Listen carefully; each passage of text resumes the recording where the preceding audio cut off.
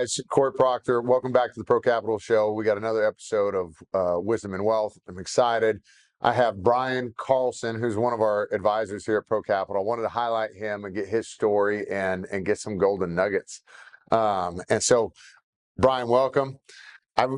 Hey, I'm excited, and we're kind of talking a little bit about before your life, but what I wanted to do is highlight you. And so if you wouldn't mind, you give me a picture, like growing up.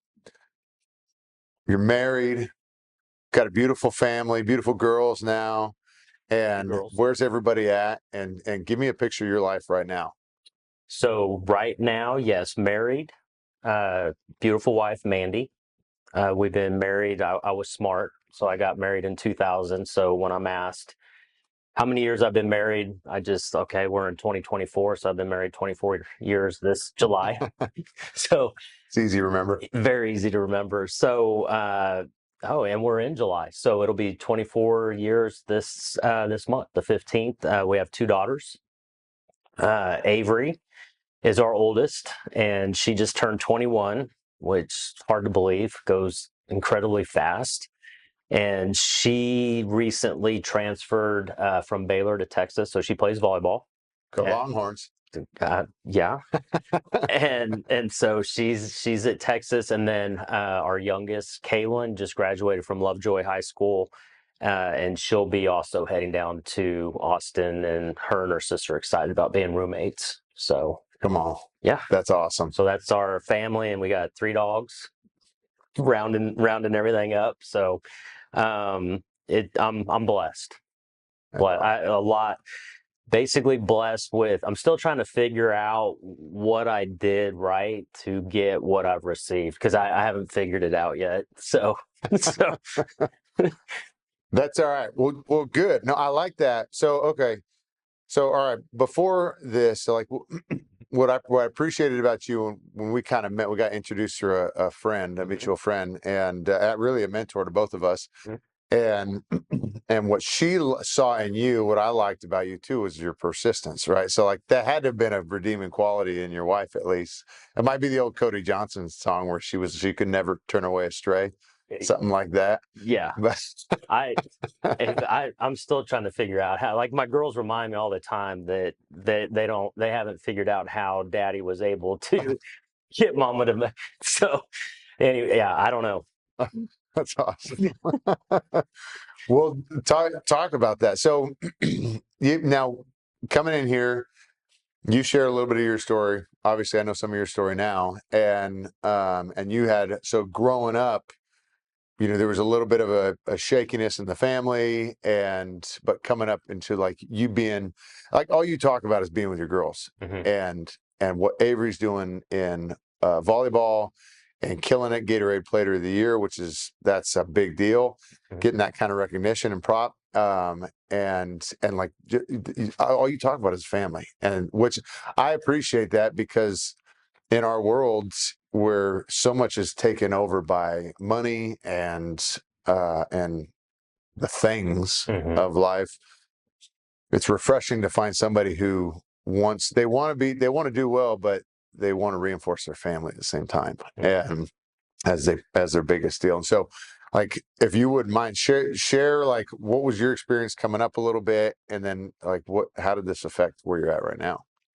Yeah, I think something that I try to hold on to, and what I've tried to share with with our girls, is that we're of the world, not in the world, and making sure that we're staying grounded in terms of always remembering what's most important. And I think at the center of that personally for me, is Christ. And so growing up, grew up in Southern California, 6th grade, parents got a divorce, which, sounds bad, but it was a good thing.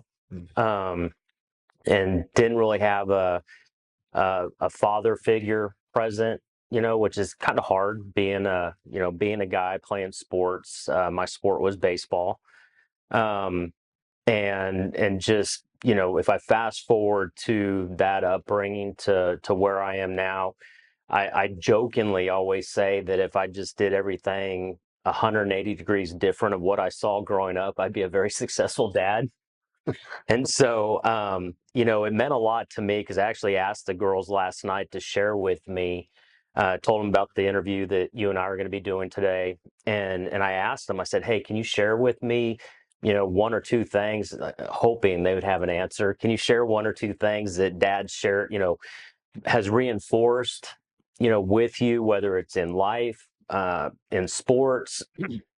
And, it meant a lot because, it was two different responses, different answers from each one of them, which, and they were completely different, and Avery, she shared with me, that in everything that she does, she knows that volleyball is her platform, to reach others, that in the center of everything, we lead with Christ. Mm. And whether it's decisions, trials, obstacles, giving thanks, that it all begins with, our focus on Christ.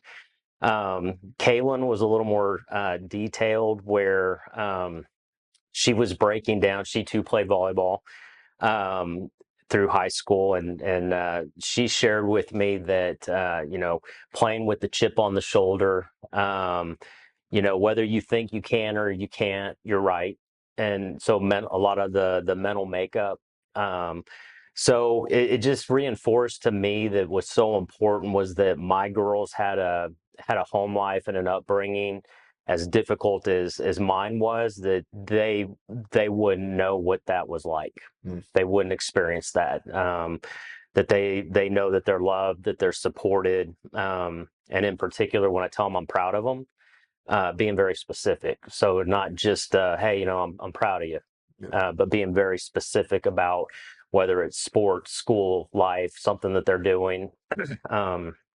So that means a lot to me, just reinforcing that. And just, now, like I said, they're 21 and 18, and just kind of stepping back as dad, and seeing them do what they do, and shine at what they do, and they each have their own talents and strengths, and it brings joy to my heart. That's awesome. That's amazing. That's what I love that. I can relate because it just, folks split, and it's a part of our world, right? And not that anybody can't be redeemed in a second or third marriage, or because I love my step parents. They're amazing parts of our lives, and have been huge influences for me and other people, right? But that's a heavy thing to walk through. And so I think it's cool because a lot of times, we either end up like our parents, or That was always a fear. we'll go hard the other way. Yeah, yeah, But I like it because you flipped it for something better, right? It's easy to be an alcoholic when that's all you've seen your whole life. sure. It's a little harder to correct that course when that's all you know. Yeah.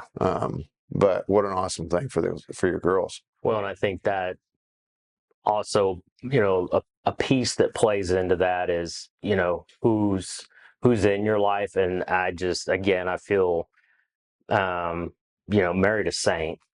Because if I had to marry somebody that had a similar disposition as myself, I'd be one of the statistics. I mean, I think we were talking about it earlier.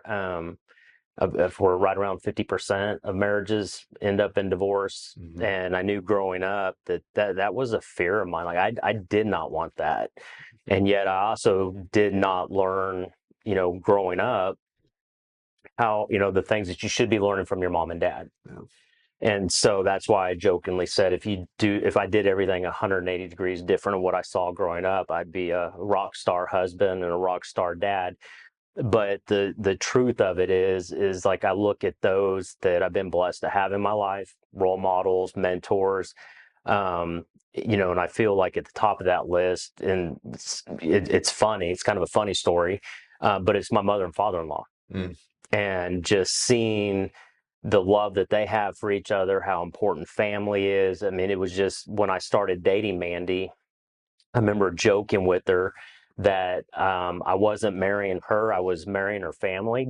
But 26 years old, and at the time, how much truth that there actually was in saying that, because I saw something that I did not have growing up, and it was just incredible. It was powerful. Mm. And, so learning from them, and, the importance of family and being there for family and supporting, your family. So I'm very, very thankful. And a lot of times, and I was smiling because a lot of times, you hear guys talking about how they don't like their mother and father-in-law, Yeah. and they've been on vacations with us, and go back to work, and you share where you've been, and people are shocked when you tell them your mother and father-in-law went with you, and they're like, wait, your mother and father-in-law went with so very, very important people in my life, her family, and again, Mandy, which I think, when I take all of that, has created the family unit that we have. I think that's pretty good self-awareness too, right? Knowing that you didn't want to be that what you experienced. Right. Um, I got a text from a buddy not too long ago. We had a family in New Jersey when we were living there for about 15 months. And I left him a voicemail. This is like a year ago on Father's Day. I was like, man, you were such I love the way how a big thing that a message that resonated with me was, if you want to know about a man's character, you don't ask him you ask about the people around him, or ask the people around him what kind of character he has. So watch him when he walks in the room. How does his wife light up? How does his children light up? What would they say about him? Right. And that it changed but I had a buddy in New Jersey I thought of immediately. So I left him a voicemail. I was like, man, I all I recall is how your wife greeted you when you walked in the door, and how your kids talked about you and just flooded you every time you came in. This guy would work 12 hours a day, 9 a.m. to 9 p.m. and show up, and they would love him just as much as when he left the door. And he sit at the table like a king. This guy, he's Italian. It was awesome. It was the best. I got way fat, but I told him that. I was like, man, it was a model of something that I just loved. And I'm like, the way the whole family got together every weekend and just hung out. And the kids could sit and talk with the adults easy. And I just told him, man, I wanted some of that. But he texted me and he said, man, that hit me hard because my kids all wrote me letters. And I guess one thing that I really just tried to do was respect them in every one of their seasons. And even if I didn't agree with everything, it was still respect them. And I feel like that's something that you're sharing. That's what's going on, especially with the girls, is like, even though they're still young, is you're respecting them in the season. You're trying to guide and lead them as their dad, but you're still respecting them to make their own choices. And I think that's what a lot of, especially as young, right? You come up as adolescence into post-adolescence, you crave and respect and independence and trying to be your own adult. And so to get that is a lot, I think. So that's really good. Well, okay. So tell me this. Talk to the guy. If you were to talk to a guy that was in your seat, 2018. So couple years before you got married to Mandy, before you had children, and you had this experience, come and talk to the guy. Maybe he doesn't have a dad, or he doesn't have the great role models in his life right now. If you were to talk to a guy like that, young guy, or maybe even a guy who's kind of in a lonely place, right, and not sure which direction he's supposed to go, what would you tell somebody at that point? The first thing I'd probably share with them is, finds he needs a mentor.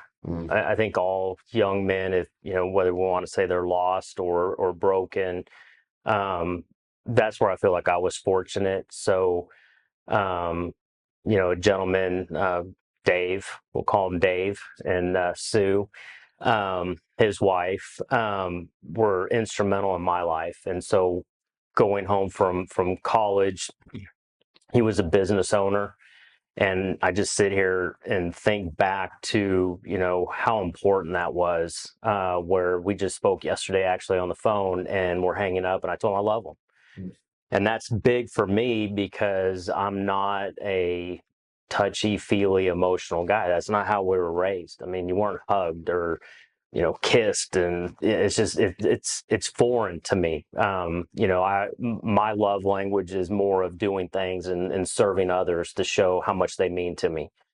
So I think it's important in answering your question, to seek and find, whether that's through church, small group, sports, finding that positive role model to have as a cornerstone in your life. And I'm just fortunate that I had good people in my life. And I think the older I get and I look back on that, realizing how much of an impact that they had in my life, because you touched on it, it could have gone either way. Yeah. you know and what's funny was growing up and a lot of time spent at the beach, always seeing the old man and the old lady, which they're probably in their 40s or 50s, which I'm now I'm there. But they always, when you're younger, everybody seems so much older, holding hands, walking on the beach at sunset. And and why I've never forgot that, just thinking, I want that. I don't want, one day when I get married, I don't want to get a divorce. And so I think, to answer your question, the cornerstone of everything is you have to have a positive mentor or role model in your life. Mm. And I was just blessed to have a handful of those, like with Dave and with Sue, professors in college, when they believe in you. And it's an amazing feeling when somebody believes in you, the lengths that you'll go to, not to let them down, to show them, thanks for believing in me, trusting in me. So the things that I think that I didn't have growing up, was able to, capture those important life lessons, feelings, emotions by those that I was surrounded with, and coaches. So, you as a professional athlete, how much of an impact coaches have in your life. There's a proverb that talks about, in an abundance of counselors, there's safety. Mm-hmm. And so it's funny. There's a tendency, and this, but we have a tendency to want our own and be the authority of our own lives. And I get it. There's some autonomy, there's an independence there, and Mm-hmm. some responsibility that needs to go with that. But if it goes too far to a dangerous place, that's us controlling everything around us, and can go to a really poor place, right? Well, if I'm trying to lord over you or lord over anybody else, that doesn't bode well for a long-lasting marriage, Right. or any relationship, right? So the saying that comes to my mind that I hear from people sometimes in that and in that category is, there's too many cooks in the kitchen. And and I always come back to one I always think about. I'm like, well, it depends on what kind of cooks you got in the kitchen. And I'm like, if I got 5 cooks in the kitchen, but they're all Michelin star cooks, the disagreement or the whatever conflict that's going to happen in between those guys is going to be at a much higher level, Right. than it would at 5 beginner chefs that Right. can't agree on what kind of pre-made sauce they want to use. Right. Sure. And so, but that's I love is, in abundance of counselors, there's safety. And that's that's a mentorship, right? That's what coaches were to me or to you, is like, Absolutely. I needed a good guy to look up to. Mm-hmm. What's interesting is, like, I've had this question a few times from some single moms, is they're like, my boy is struggling. What should I do with him? He won't listen to me. Mm-hmm. And get him around strong men. Mm-hmm. He needs strong, centered men who have healthy relationships, healthy boundaries, that are good workers, good character, that he can look at. Yeah. Right. And that's what I feel like. I can relate to that when you're like, man, I wanted that. And you see them walking down the beach holding hands, like, I want that. Mm-hmm. That's special. That's a king and queen kind of action. Right. And that's really powerful. That I love that imagery, because it's just, we need a bunch of, especially as guys, we need that. But I think we're all kind of desperate for that, that affirming relationship where we can be strong in that, right? We'll talk about that a little bit. So, okay, so you and Mandy, your marriage, how has that been key? Because you were in tech for a long time. right? Was. And then you switch over to the financial industry. And the cool thing about where we're at, we get to hang around some pretty amazing people and some people that have done some awesome stuff, built up amazing companies, and just done some pretty significant things, right? Well, obviously that comes with a bunch of responsibility. And so we've seen like big, great things and also big calamity. So like, we had a recent deal with a big pastor in our neighborhood who some bad stuff came out and big train wreck. And so I'd ask this, so like, how is your wife, or how have you and Mandy been able to like solidify your marriage to make sure that even through these transitions, which are hard times, um, like, and coming into hanging out with these kinds of people, how have you guys solidified your marriage, or what kind of the people you guys have been hanging around that have done well, the people that we've been able to observe and to help advise and do cool stuff with, what are some attributes that you've seen along the way that you've had either implemented, or you're like, I got to implement that, or you've seen as good qualities to make sure that it didn't go this opposite way, it didn't go the path of danger, right, and destruction? Has there been anything significant that stuck out to you there? I just know in, what I've shared with our girls is that, just from the standpoint of being a Christian, you're always under the microscope. Yeah. And people, whether you want to say non-believers or those that are on the fence, they're always going to be, ready to pounce on you when they see you make a mistake. And like I've shared with them, I fall short every day, every day. But that's where I also find strength, is knowing that I'm forgiven. So a big piece of that is really just if you look at your family, your relationships with, avoiding that calamity, is, we got to put Christ at the center of that. Yeah. I don't have all the answers, and I do fall short every day. But as I mentioned, I have a very loving and forgiving wife who knows a lot more about, my upbringing, my background. But it's important that, we share that with Avery and Kaylin, for them to grow. And just knowing that, I think the higher that you climb that ladder to success, it's sad, but I think society, stands by waiting for you to fall, waiting for you to fail, and then they jump on you rather than trying to, rather than supporting each other, lifting each other up. It's, if you stop and think about it, it's kind of ironic, right? People want to see successful people fail. Yeah. And so you need to be grounded, and you need to remember what you hold true to. Because it's like, I shared a story with Avery when she was younger, that if I could, I would just keep her in my arms, wrapped up, shielding her from, because how do you explain to a small girl what the world's like? We live in a fallen world. And, as a dad, you don't want your kids to experience any pain or hurt or anguish. And yet you also know, as a dad, that you have to, slowly open them up to the world, because if you don't, and, they head off to college, and if they don't know what they stand for, who they represent, this world will eat you up. Yeah. And, one of my favorite movie franchises is Rocky. And so, Rocky explaining to his son that the world's a big, cruel, ugly place, and it'll beat you to your knees and keep you there if you let it. And so taking that and remembering what it is who you represent and what you stand for, I think keeps us centered and keeps us focused on what's important, so that we don't have that fall.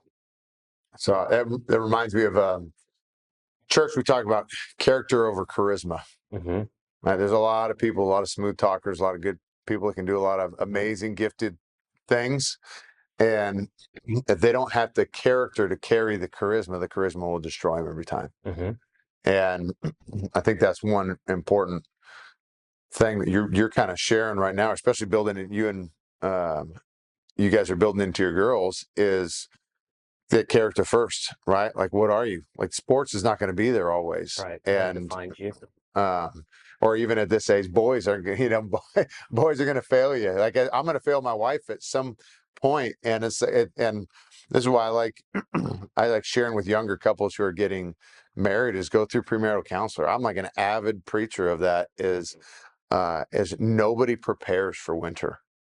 Like this, I buy coats in the summer because winter is coming, right? And so if nobody prepares for winter, but it's only a matter of time before you hurt your spouse Sure. or your significant other, right? And so if you just pre-decide what you are before you get there, you know how you're going to handle those problems. We know how we're going to treat each other in that situation. We know this is like, right. Some of these choices are not on the table. We're going to stick this out because it's going to make us stronger, right? And so I think that's an important distinction, is that we make sure that character dominates the platform, because if that'll lay the bed for everything. We talk about that in hiring people, right? Is I've had some swings and misses and some hires, and and it turns out character was a big problem, and so all right, some of that was through trial and error, but once you get a hold of somebody with great character, the right people fight to keep them on, right? And I think that's a big deal for us, especially in our world, in having to deal with clients and their assets, right? So, man, I appreciate this so much. I'm thankful for having you on board. We're going to be good. But look, this is Brian Carlson. I'm Cory Procter. We're at Pro Capital Show. We're just talking about wisdom and wealth, and I'm excited for next time. If you like this, hit that subscribe button. Make sure you like it and share it with somebody you like too. We'll talk to you guys later.